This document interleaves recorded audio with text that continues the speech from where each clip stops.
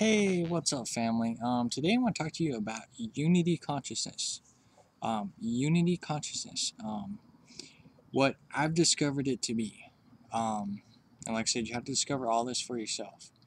But unity consciousness is uniting your consciousness streams together. Uniting your consciousness streams together. That's what unifying this is. It's not uniting, you know, everybody's consciousness together into I want to say like a global phenomenon of perception. Um, it's not that at all, because what it is this is all about you. This is all about you, and you helping and aiding people in realizing that it's all about them. Okay, so we are servicing ourselves to help others realize who they are. So doing this, when you're maintaining yourself or remembering yourself or clearing yourself, you are uniting your streams of consciousness together. And this is where a lot of people are misunderstanding what they're experiencing. Because I believe I talked about, well, I didn't believe, but I'm pretty sure I talked about on how, what you experience through like dreams or whatever, or what your perceived higher selves will show you, is going to be some kind of a physical look at things. So they're going to give you different information and information through images. So this is where a lot of people are misunderstanding it and taking it as actual facts. And proof in that is, like, if you read the Bible, there's a lot of imagery involved in it, and they just assume it's what it is. Just like, they talk about some kind of floating wheel or whatever, and that really is the Merkaba. They talk about the Merkaba in the Bible. It's just, you have to decode it. You have to think for yourself. And people are, I know I'm kind of getting off track here, but people are taking this physical realm so seriously, and what they see is what it is, right? So they don't expand their awareness. They just accept what they see. So this is where these higher states of consciousness are being misunderstood. Misunderstood is because a good example is Ryan D. Rusev. He explains on the connection stream that there is, and how we perceive each stream, like fifth dimension, sixth dimension, so on and so forth, as individual lives, which is true. Each one of our streams of consciousness does experience a different life. Now you got to understand this, that it's still a creation thing.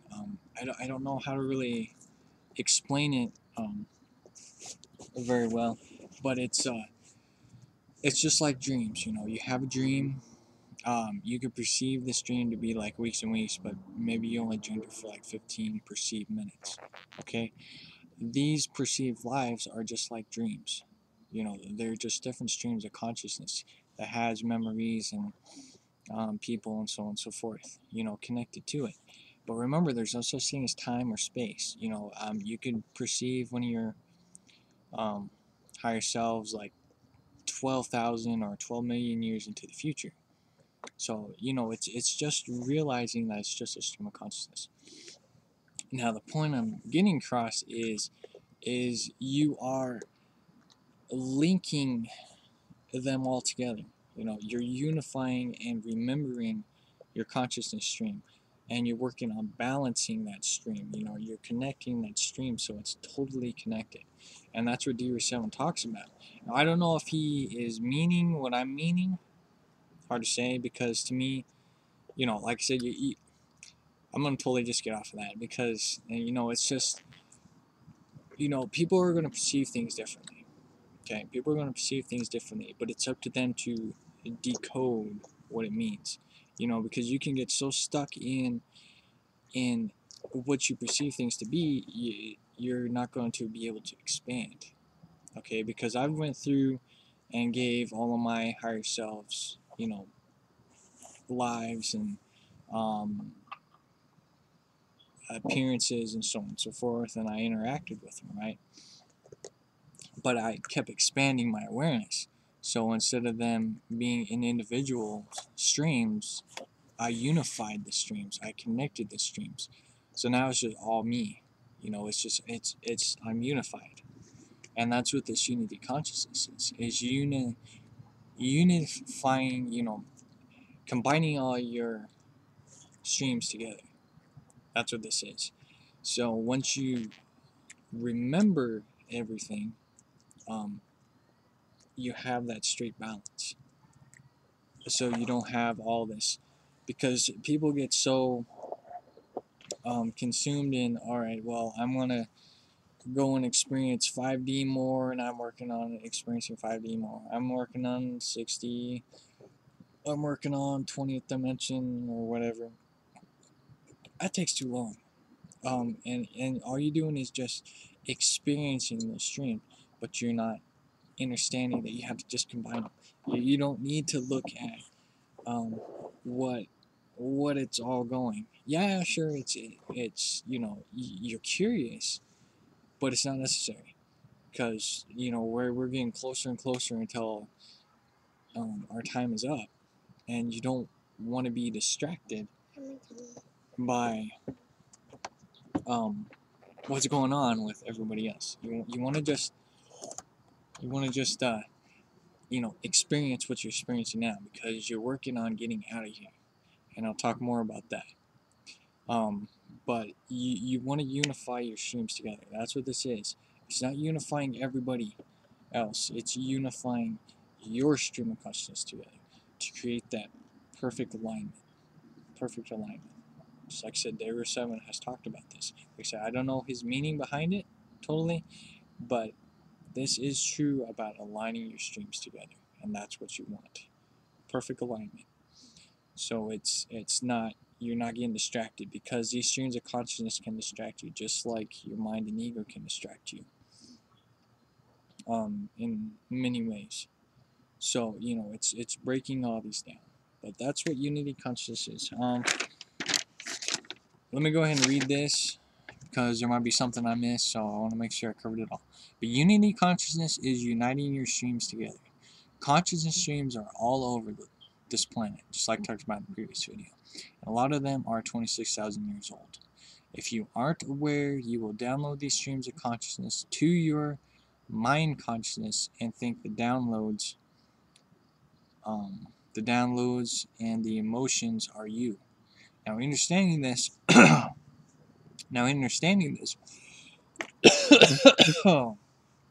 ate some almonds in there, like stuck in my throat.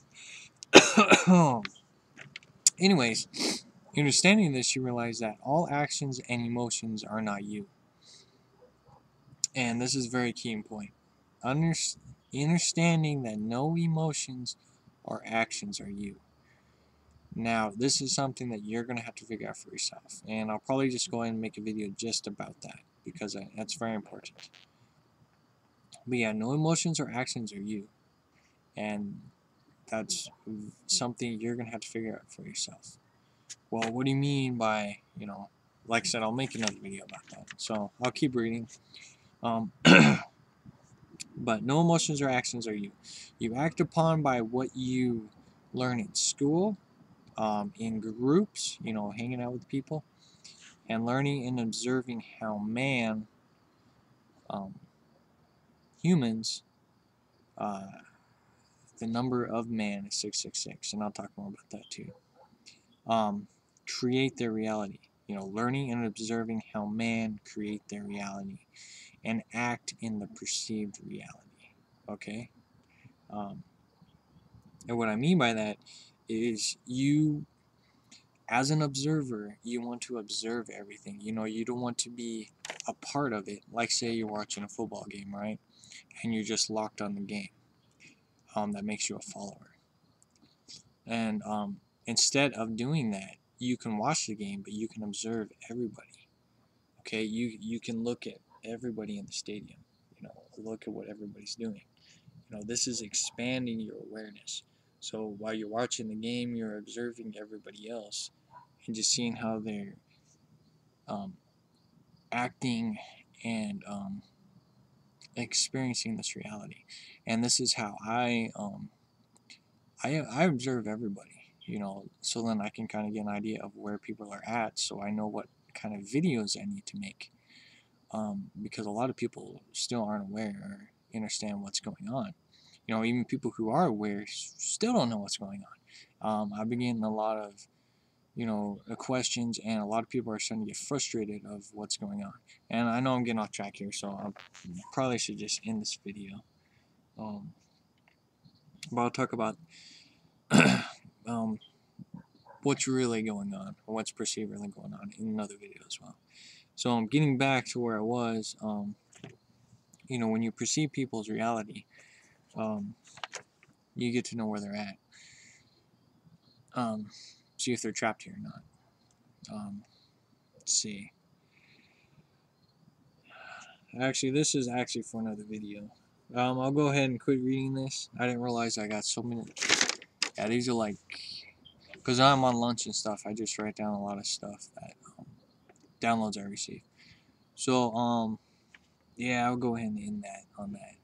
So, but it gives you an idea, you know, on how these unity consciousness structures work.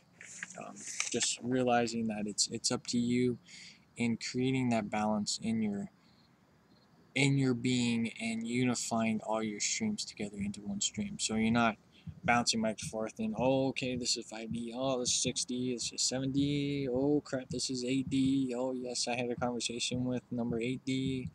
You know, it's so distracting, and it's not necessary. Those, and like I said, those are consciousness streams, so you will remember, because you're just downloading them to remember who you are. That's what they are. It's a download to remember who you are. So it will give you information that you need, so then when you have a question, an answer will be there for you. So it's just putting all the pieces of the puzzle together, unifying your streams of consciousness together. So that is what unity consciousness is. Okay, you're gonna have to discover this for yourself, and just become aware of this. Many people experience different things, so you just have to decode it for yourself. Yeah, so that's what unity consciousness is. That's what I've discovered. You have to discover this for yourself. If you got questions, let me know. And like I said, I'll go ahead and end this video on that. So remember, you're the key in all this. Unify your consciousness streams together. You know, understand what unity consciousness is. Good exercise for you guys. Got questions, let me know. Your Creation 13. 13 love to you all. I love you very much. And namaste, and I'll talk to you in a little bit.